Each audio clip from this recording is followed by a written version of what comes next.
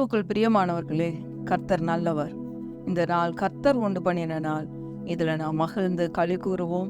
ஆண்டவராகிய இயேசு கிறிஸ்துவின் நாமத்தினால இந்த நல்ல சத்தியங்களை கேட்கும்படியாக நான் உங்கள் ஒவ்வொருத்தரையும் வாழ்த்தி ஆசீர்வதிக்கிறேன். இயேசுவின் நாமத்தை சொல்லும் பொழுதே அங்கே பேய் பிசாசுகள் எல்லாம் ஓடுது, அவ்விசுவாசம் ஓடியே போகுது. இயேசுவின் நாமத்தினால நம்மளுக்கு வார்த்தைகள் உள்ள போகும்படியாக நம்மளுடைய கண்கள் பிரகாசமுள்ள கண்களா மாறுது. அதாவது மனக்கண்கள் திறக்கப்படுது இயேசுவின் நாமத்தினால, வார்த்தைகள் உள்ள போகும்படியாக. அதனாலதான் நீங்க எல்லாம் வார்த்தையில ஆறுதல் அடையிறீங்க பாருங்க. ஏன்னா இது கர்த்தருடைய வார்த்தை. அவருடைய சமூகத்திலிருந்து கர்த்தர் கொடுக்கிற வார்த்தை ஒன்று கூட வெறுமையாய் திரும்பாது. ஏசாயா 55:11 நம்ம வாசிக்கிறோம். அவருடைய வாயிலிருந்து புறப்படும் வசனமும் அப்படியே இருக்கும்.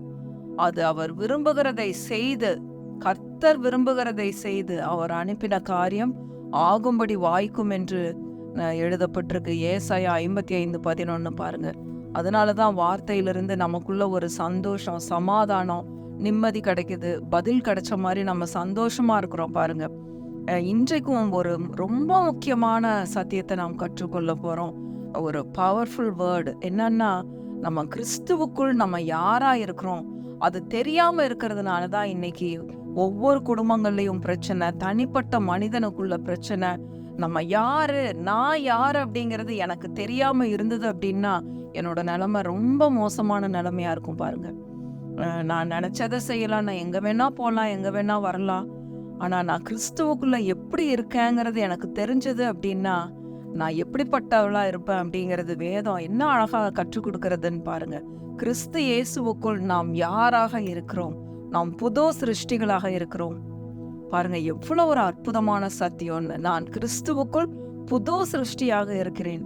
இல்லைங்களே, நேத்து தானே நான் அந்த பாவம் பண்ணினேன், நேத்து தானே இப்படி ஒரு பொய் சொன்னேன், இப்படி தெரியாம ஒரு தப்பு பண்ணிட்டனே, இது யாருக்கும் தெரியாம நான் மறைச்சு வச்சிருக்கிறேனே அப்படின்னு ஒருவேளை உங்க மனதுக்குள்ள ஓடிக்கொண்டிருக்கலாம். பிரியமானவர்களே, அவர் உங்களை மன்னித்திருக்கிறார். நீங்க பிறக்கிறதுக்கு முன்னாடியே, உலகத் தோற்றத்துக்கு முன்னாடியே அவர் உங்களை மன்னித்து அவருடைய ரத்தத்தினால உங்களை கழுவி இருக்கிறார். பிரியமானவர்களே, இன்றைக்கு நீங்க விசுவாசித்து அவரை ஏற்றுக்கொள்ளும் பொழுது, நான் நிச்சயமாகவே கிறிஸ்து இயேசுவுக்குள் புது சிருஷ்டியா இருக்கிறேன்னு சொல்லும் பொழுது அந்த புது சிருஷ்டிக்குரிய தன்மைகள் உங்களுக்குள்ள உண்டாயிருக்கும் பாருங்க. அப்போ இன்னைக்கு காலையில பாருங்க, ஆண்டவர் எனக்கு இதை கற்றுக் கொடுத்தார். நான் புது சிருஷ்டி, பழையவைகள் எல்லாம் ஒழிந்து போயின. 2 கொரிந்தியர் 5:17 இதெல்லாம் நம்ம மனது புதிதாகிறது, மனது மறுரூபமா ஆகுவதற்கான சத்தியங்கள் பாருங்க.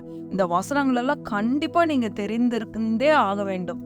ஒருவனுக்கு 2 கொரிந்தியர் 5:17 ஒருவன் கிறிஸ்துவுக்குள் இருந்தால் அவன் புது சிருஷ்டியாயிருக்கிறான், பழையவைகள் ஒழிந்து போயின, எல்லாம் புதிதாயின.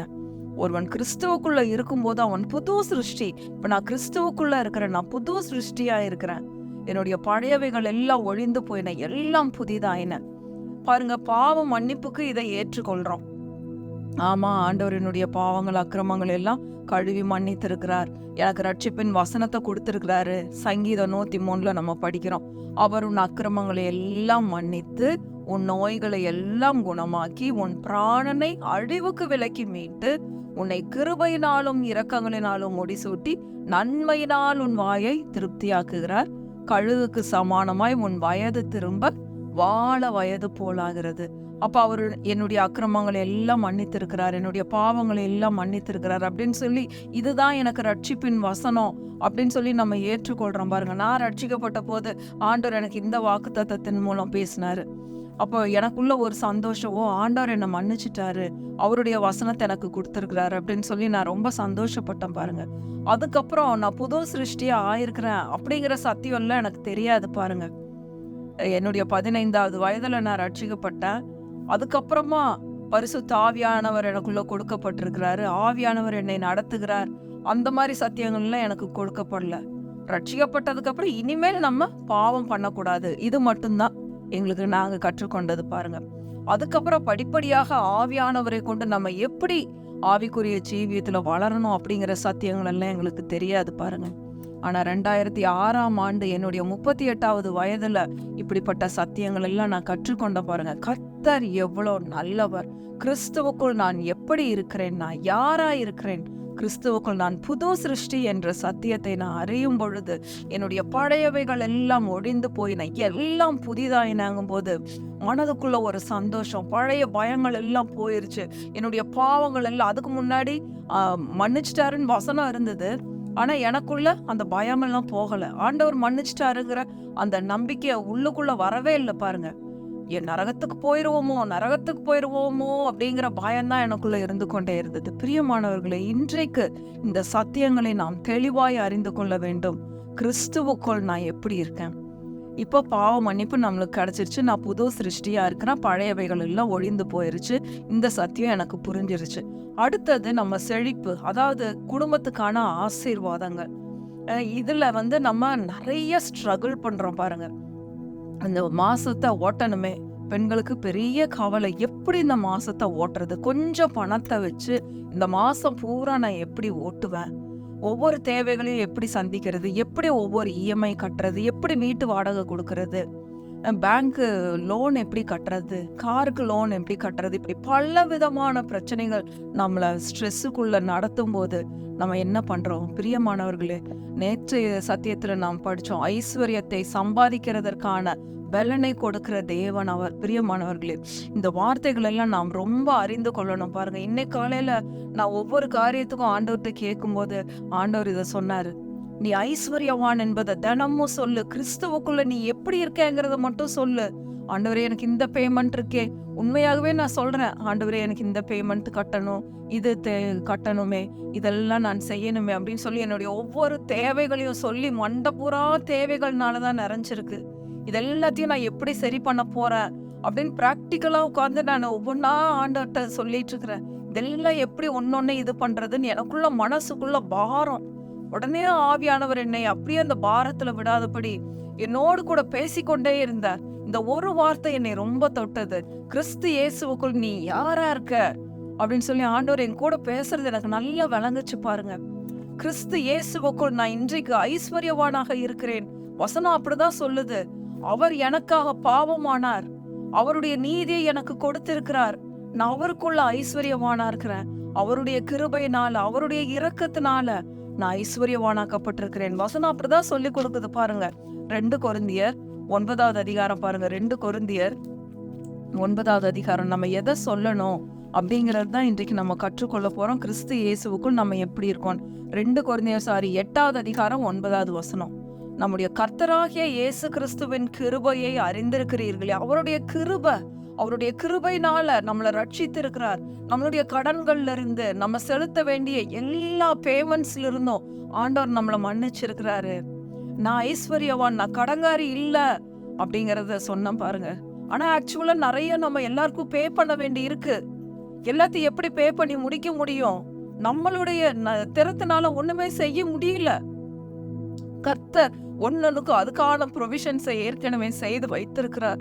நீங்க விசுவாசிக்கும் பொழுது அது நிச்சயமா நடக்கும் அப்படின்னு சொல்லி ஆண்டவர் எனக்கு கற்றுக் கொடுத்தாரு பாருங்க. அப்புறம் பாருங்க, அவர் ஐஸ்வர்யம் உள்ளவராய் இருந்தும் நீங்கள் அவருடைய தரித்திரத்தினாலே ஐஸ்வர்யவான்களாகும்படிக்கு உங்கள் நிமித்தம் தரித்திரரானாரே.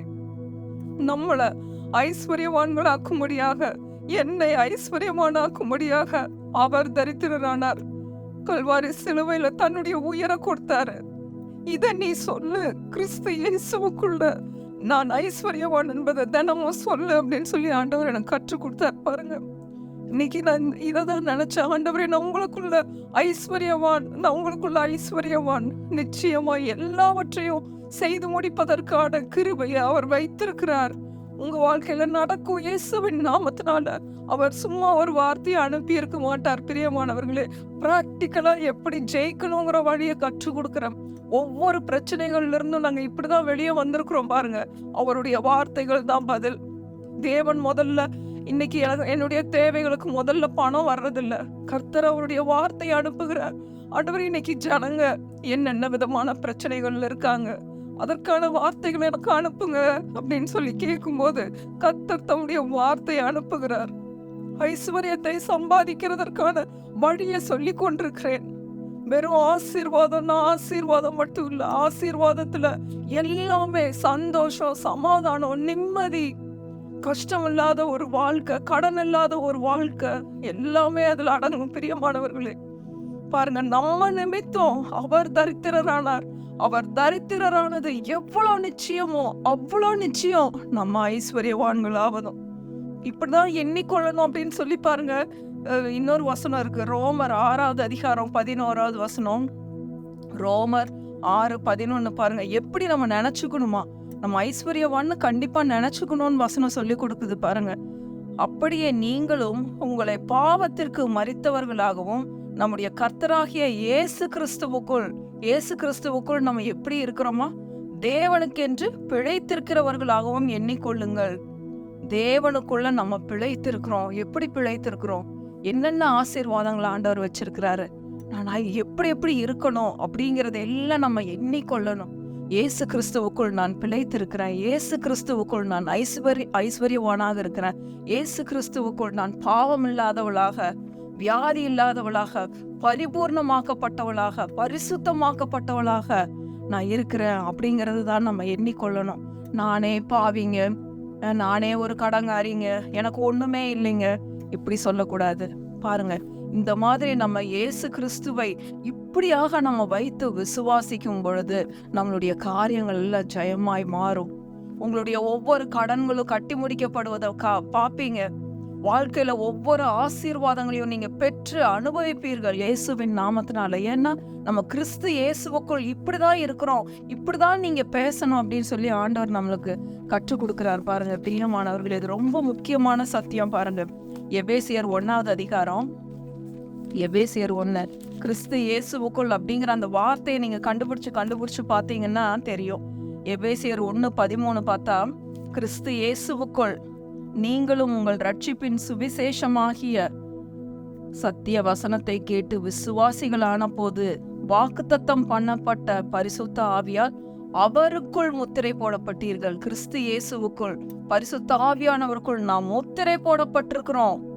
பிரியமானவர்களை, இன்னும் எபேசியர் 2:6-7 படிச்சா, கிறிஸ்து இயேசுவுக்குள் 6வது வசனம் 2வது அதிகாரம் எபேசியர் 2:6, கிறிஸ்து இயேசுவுக்குள் அவர் நம்மிடத்தில் வைத்த தயவினாலே தம்முடைய கிருபையின் மகா மேன்மையான ஐஸ்வர்யத்தை வருங்காரியங்களில் விளங்க செய்வதற்காக 7வது வசனம், கிறிஸ்து இயேசுவுக்குள் நம்மை அவரோடே கூட எழுப்பி உன்னதங்களிலே அவரோடே கூட உட்காரவும் செய்தார்.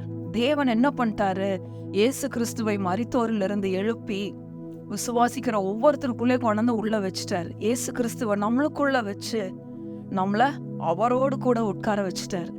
இயேசு கிறிஸ்து நமக்குள்ள இருக்கிறார், நாம் அவருக்குள்ள இருக்கிறோம்.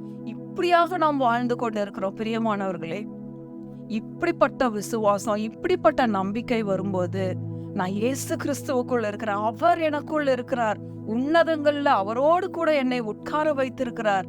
இப்படிப்பட்ட உறவு நம்மளுக்குள்ள வரும்பொழுது, ஒரு தகப்பன் மகள் என்கிற உறவை நாம் ஒத்துக்கொள்ளும் போது, அதை நம்ம ஏற்றுக்கொள்ளும் போது, நான் பாவி இல்லை, நான் புது சிருஷ்டி, நான் நீதிமான், நான் பரிசுத்தவாட்டி, இப்படி எல்லாம் நம்ம பேசும் பொழுது இயேசு எப்படி இருக்கிறாரோ அப்படியே நாமும் இருக்கிறோம். அவர் வியாதி இல்லாதவராய் இருக்கிறார், அது போல நாமும் இந்த உலகத்துல வியாதி இல்லாதவராய் இருக்கிறோம். இயேசு கிறிஸ்து கடன் இல்லாதவராய் இருக்கிறார், நானும் கடன் இல்லாதவரா இருக்கிறேன் இந்த உலகத்துல. இப்படிப்பட்ட விசுவாச வார்த்தைகளை பேசி பேசிதான் இந்த உலகத்துல நம்ம ஜெயிக்கணும். பிரியமானவர்களே, எவ்வளோ ஒரு ஆழமான சத்தியம் பாருங்க. உங்களுக்கு புரியல அப்படின்னா எனக்கு ஃபோன் பண்ணுங்க, இல்லைன்னா திரும்பவுமா குறைஞ்சது ஒரு 3 முறையாவது இந்த சத்தியங்களை கேளுங்க. என்னுடைய செய்திகளை நானே ஒரு 4-5 முறை கேட்குறேன் பாருங்க. ஏன்னா இது ஆவியானவர் பேசுறது. அதனால நீங்க பேசி உங்களுக்கு சந்தேகங்கள் இருந்தா கால் பண்ணுங்க. உங்க சந்தேகங்களுக்கு நான் பதில் சொல்றேன். அவர் உங்களோடு பேசுவார், வார்த்தைகள் உங்களோடு பேசும். கர்த்தர் நல்லவர், அவரை துதியுங்கள், அவர் கிருபை என்றும் உள்ளது. ஆமென், ஆமென், ஆமென்.